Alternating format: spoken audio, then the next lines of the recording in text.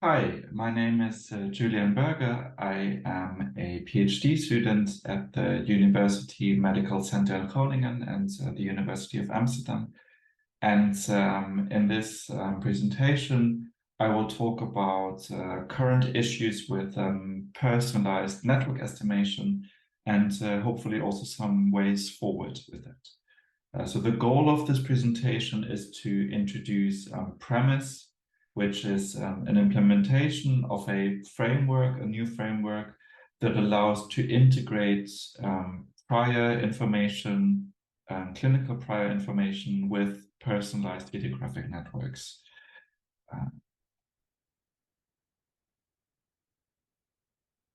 To give some background on the kind of data and models we're talking about in this context, I will talk about intensive longitudinal data, more specifically momentary assessment data, which can be used in clinical practice and then be used to also estimate statistical models, such as the vector autoregressive model, which shows contemporaneous and temporal relationships between variables. So how variables interact with one another basically over time. And this vector autoregressive model can then be used to construct personalized networks, idiographic networks, showing precisely these relationships between variables over time. And these kind of networks, personalized networks, have gained a lot of attention and popularity. And I believe that's for the reason that they align conceptually quite well with the way clinicians think and reason in the way they're doing case formulations. So this also means that potentially personalized networks may be helpful in generating recommendations for interventions for a given patient. Now, this all sounds very appealing. However, when we talk about implementation, there are currently several limitations that are kind of hampering bringing personalized networks into clinical practice. And three of the most pressing issues that I also want to center this conversation and this talk about are, first of all, clinical considerations. That means that networks are typically personalized networks as well, estimated purely based on statistical relationships between variables. That means that clinical theory and patient experience is largely disregarded on specific relationships of variables. And that means that, well, if clinicians don't see certain relationships represented in networks, that they may also think that they are not most useful for moving personalized therapy forward. A second point is the accuracy of estimates, because we need to keep in mind that network models are highly parameterized models. That means that a lot of effects need to be estimated. And that's combined with the fact that idiographic designs usually result in relatively small data sets, can result in a problem. And indeed, simulation studies have shown that the accuracy of these estimates are typically quite low, and especially if we talk about sensitivity. So that means that there's a high chance that there's relationships in the network that we cannot find simply because we don't have the power. And then finally, technical skills, because currently in the way the training programs for clinicians are set up, they don't talk about personalized networks, at least to the biggest part. And that is a problem if we talk about implementing these networks in practice. Okay, so to address these issues, we have developed PREMISE, the prior elicitation module for idiographic system estimation.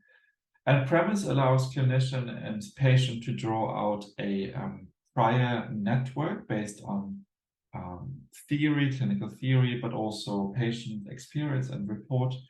And therefore, it allows to basically integrate statistical estimation with clinical expertise and patient experience, because we make use of this information we potentially also increase accuracy of the estimates because we have more evidence present. And finally, we have implemented this in a prior elicitation app, which means that clinicians and patients do not have to have the technical skills on estimating these models or doing formalization work themselves. To just briefly demonstrate the use of premise, so there are 3 modules that are important here. In the first step, and there's a lot to say about this, which I don't have time to focus on in this talk, variables need to be specified that are included in the network. So this should take some time in just discussing with the patient what are the relevant variables, if these variables are indeed distinct from one another, if enough sufficient variability can be expected, and so on. So there's a lot of considerations that go into that. The main part of premise actually is now the second module here, which is essentially about specifying prior information on specific relationships between variables. So we can specify any type of relationship, either temporal or contemporaneous relationship, depending on the research question. And what premise does is basically taking this information and translating this into prior distributions on these specific edges. And then finally, data can be uploaded, momentary assessment data, which is then used in a Bayesian context to update these networks. So what this leaves us with is essentially a prior network, which represents the initial case formulation, formalized into a network, and also the update based on the momentary assessment data. In terms of outputs, there are also, next to the network itself, estimates on accuracy, so credibility intervals. We are working on generating automated verbal feedback for patients, but also clinicians. And we also include diagnostic plots, specifically for more nuanced statistical inspection of these models. Now, this is the main functionality of premise. I also want to take a step back and just talk a bit about the concrete implementation on a more conceptual level, and also a bit of practical considerations here. So this figure illustrates in detail how we think about contrasting the current default estimation of personalized networks in gray and the premise estimation in green. So I want to talk a bit about the agnostic estimation, which is here in this gray area on the outer part of the figure. So the way the agnostic estimation works is that usually one would create a list of items that are derived from the specific patient context and theory and so on. So that's the path A here. We derive from patient data an item list, and then we collect data. That is the B path here. We estimate a network, and that can give us some form of insight for the case formulation on a more exploratory level. Now, premise more specifically does take a little bit of a detour. So we also, in this approach, start with selecting items, the E path here. But then crucially, before we go into data collection, we do talk about creating a prior network. So that is the F path here. And what happens then is that we're essentially entering a loop of collecting new data and updating the network. And then we have our updated network, which then in turn can inform the case formulation.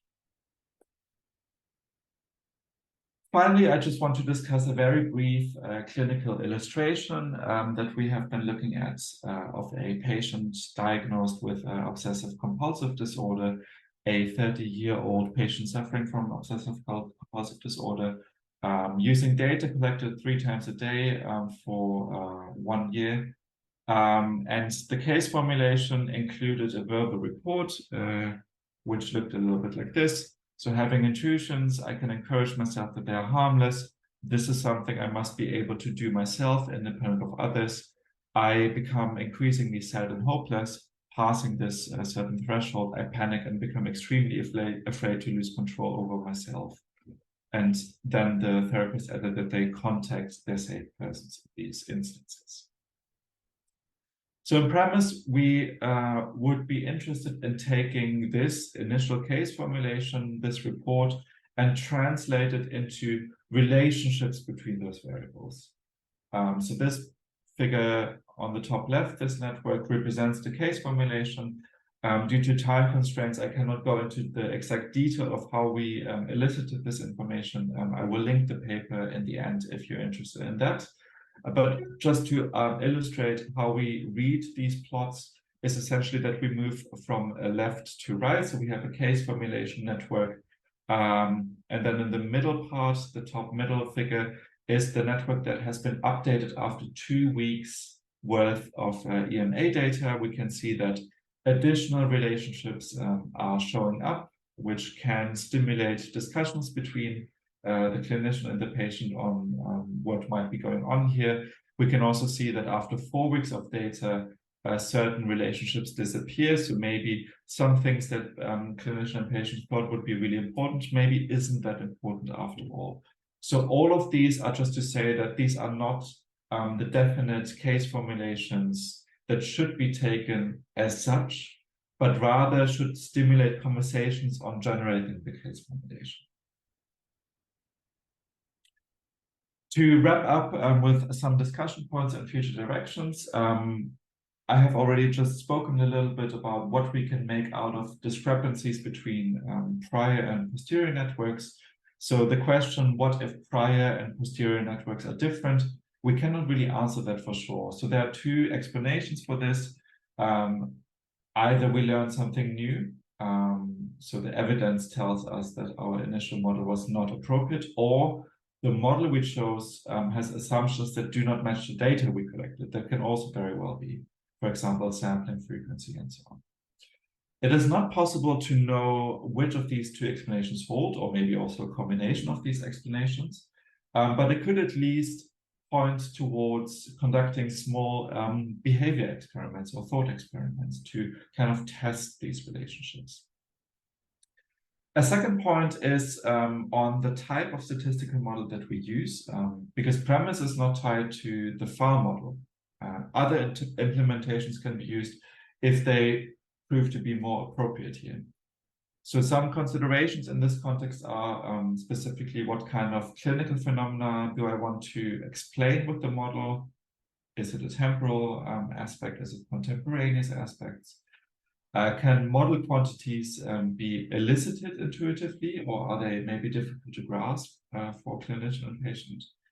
And also, does the model provide actionable insights? It doesn't need to represent the full nonlinear dynamics, but it can already just discuss, or it can already just stimulate conversations that are held. And then finally, talking about clinical implementation, moving forward, the premise approach would entail using some form of sequential case designs.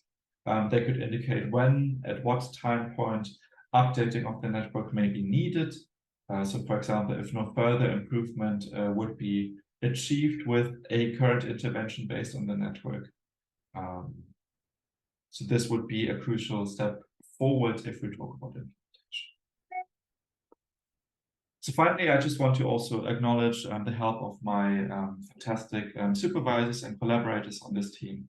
And feel free to reach out. I'm very sad I cannot join the symposium today, but I hope that it's very insightful. And yeah, feel free to contact me. And here is also the paper.